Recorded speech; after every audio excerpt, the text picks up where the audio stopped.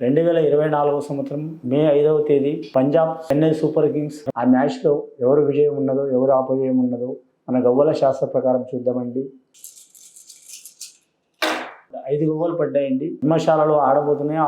ఆటలో మాత్రం చాలా వరకు మాత్రం రుతురాజ్ గైక్వాడ్ సారథ్యంలో చెన్నై టీంలో, అలాగే పంజాబ్ టీం శ్యామ్ కర్రన్ సారథ్యంలో టాస్ కీలకంగా ఉంటుందండి. అక్కడ టాస్ గెలిచిన వారికి చాలా వరకు మాత్రం ఇబ్బందులు ఉంటాయి, కానీ ఓడిన వారికి మంచి ఫలితాలు ఉంటాయి. ముఖ్యంగా మాత్రం బ్యాటింగ్ పరంగా బౌలింగ్ పరంగా చూస్తే మాత్రం పంజాబ్ది మాత్రం చాలా వరకు మాత్రం పై స్థానం ఉంటుందండి.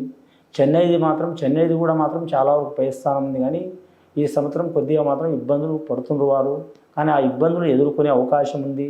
అలాగే ఓపెనర్లు చెన్నై తరపు నుంచి రుతురాజ్, రహానే, అలాగే మిడియారు, శివం దుబే, మహేంద్ర సింగ్ ధోని వారి ఆట తీరులో మాత్రం హోరాహోరీగా సాగే అవకాశం ఉంది.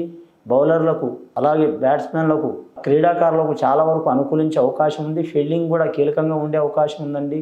ఎక్కువ శాతం మాత్రం హోరాహోరీగా సాగిన మాత్రం చివరికి మాత్రం చెన్నై విన్ అయ్యే అవకాశం ఉన్నదండి.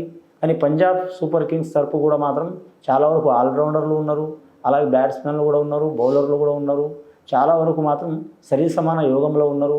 కానీ పై చేయ అవకాశం మాత్రం చెన్నై మ్యాచ్ అనే కాదు, పంజాబ్ మ్యాచ్ అనే కాదండి, ఏ మ్యాచ్లైనా సరే ఏం గెలిచినా ఓడినా క్రీడా స్ఫూర్తిలో తీసుకోవాలి. కానీ మాత్రం పంద్యాలకు బెట్టింగ్లకు మాత్రం సీరియస్గా తీసుకోవద్దండి. తీసుకుంటే మాత్రం చాలా ఇబ్బందులు పడే అవకాశం ఉంటుంది. మీరే ఈ క్రికెట్ అనే క్రీడా స్ఫూర్తిలో తీసుకుంటే చాలా వరకు మేలు కలిగే అవకాశం ఉన్నదండి.